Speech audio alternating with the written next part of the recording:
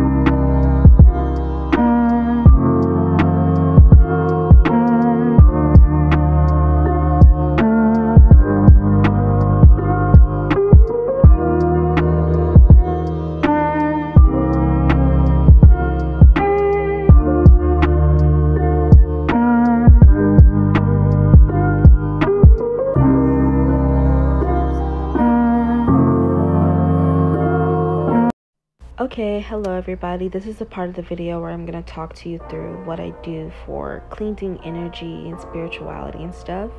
First, I usually just light my incense and just let it swirl around, and then I put it on my altar.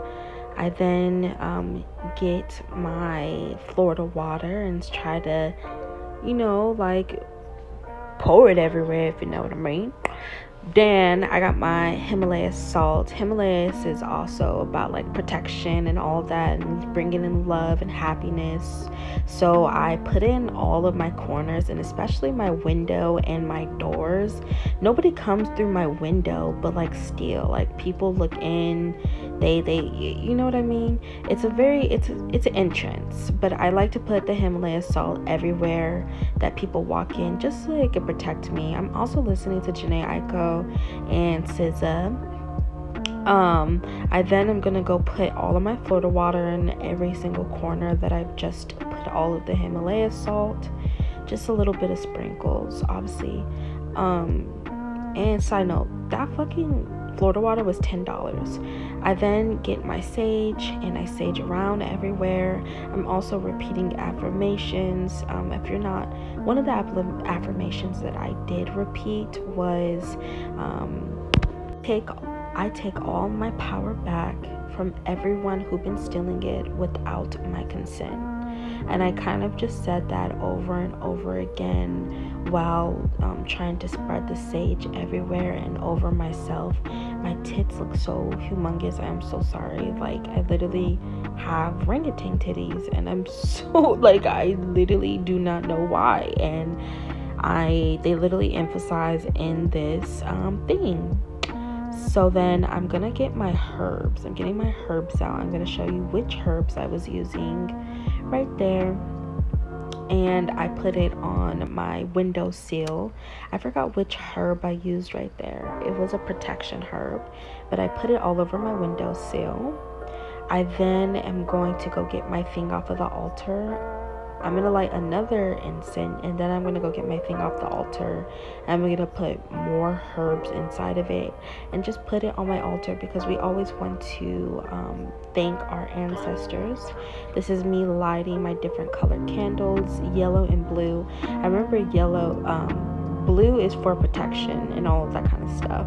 And I forgot what yellow is for, but this is me putting my herbs inside of my thing just to give to my ancestors, like I said earlier. Another thing is that I just started spirituality, so if you guys have like any other tips or steps for protection and just taking back your own energy, I will always love to hear about it. This is me again, saging again. First off, that was not planned. I am not a thought, I swear I am. Like, the thong up my ass is because I have a pad on. I am so sorry. Hello everybody, welcome to my video. Now that we're officially into the video and the talking part of everything, I want to say hi everybody. I know that this month or the last couple months or weeks for all of us, and especially for me, have been very, very tough with the shootings and all of that kind of stuff. And I know that a lot of us, even with our personal lives, have been sad or depressed or not feeling well. So this is just me putting out the information that I do to make myself feel better when I'm depressed or I'm sad or I'm coming out of that depression and I'm looking for a way to help myself. And this is just another way of me trying to help everybody and show everybody other ways to, you know, uplift themselves and what they're going through. So with that being said, let's get into our first talking point. How did I even get here? How did I feel depressed? Why did I feel depressed? I feel as if me as a Cancer, I already showed you guys the spiritual aspect of my life and the spiritual aspect of how I get my life together. But another spiritual aspect that I do is when it comes to astrology. Astrology plays a really big part in my life and how I move by full moons, new moons, my whole entire astrology list and what planets are going through transits, which ones are not, which ones are retrograding, which ones aren't, how it's affecting me, how it isn't gonna affect me. And the astrology part of it is that my Taurus placement was going through a lot. The motherfucker was making me go crazy. On top of that, my life. So a lot of stuff was happening that it was like I was bound to fall into this depression. But my biggest one was boundaries. For the last couple months, I have been struggling with setting boundaries. Not setting boundaries, but how to keep those boundaries. It was kind of like I've learned how to do the boundaries. I learned how to communicate them, but I didn't know how to actually act on them and act as if I was sitting firm on those boundaries. And one of my biggest boundaries that I crossed for myself was that I said that I wasn't going to save or help anybody, or I wasn't going to put myself in another position where I had to be the savior, because I knew that it was destroying me more than it was helping me, because I wasn't doing it out of, oh, I'm a good person, I want to help this person. I was doing it out of, I'm a good person, I have no boundaries, and because I have no boundaries, I'm going to help you. And when I help you, you're gonna sit there and validate me and tell me that I'm a good person. And I know that I'm a good person, but then I need to save you. I need to help you. And in order for me to save you and help you, that makes me feel like I'm a good person. And in reality, it was like, oh, well, I don't even want to do this, but I'm doing this because this means that I'm a good person. No. So I was struggling with setting boundaries and I was allowing people to cross my boundaries. I wasn't sitting firm in my boundaries, and it was making me uncomfortable because it was like, well, I'm speaking my boundaries out into existence and no one's listening to me. Why is no one listening to me? Why don't I have control? Why am I not in control? I told you my boundaries. I told you what I don't like and I do like, and you're still disrespecting them. And that went for everybody in every aspect of my life, where it was like, I have no control over my life. So instead of me being like happy and daisy and all trying to wash it off, it finally got to me. I finally had my breakdown where it was like, I don't want to be a nice person no more. I don't want to help anybody no more. I want my space back. I want my happiness back. I want to take back who I am. And I don't want to feel bad about it. And I shouldn't feel bad about it because I told you my boundaries. And I shouldn't feel bad for putting my foot down about my boundaries. So with that being said, I officially made a lot of changes in my life. And in order for me to stop feeling uncomfortable in my boundaries, I had to set those boundaries. And when I set them, I did feel guilty. I did feel bad, but I had my space back and I feel better in my life. I feel more clearer with my family, my friends, my life, and just everything around me. I don't need to save anybody, because if I can help other people, I can help myself. And setting boundaries is a way of helping myself. So my biggest thing on my plan was to, one, set those boundaries. What is affecting me? What is making me depressed? What is making me sad? Can I stop it or can't I stop it? If I can't stop it, how do I stop it? Let's make a plan. If I can't stop it, how do I allow that thing to still be in my life but not affect me as much as being depressed, right? For example, somebody passed away. You can't stop that, and you can't stop that healing. But how do you make yourself feel better? How do you make yourself feel better? How do you live with this now? How do you move on, right? First step should be getting in therapy, talking to somebody, sitting outside for 5 minutes a day.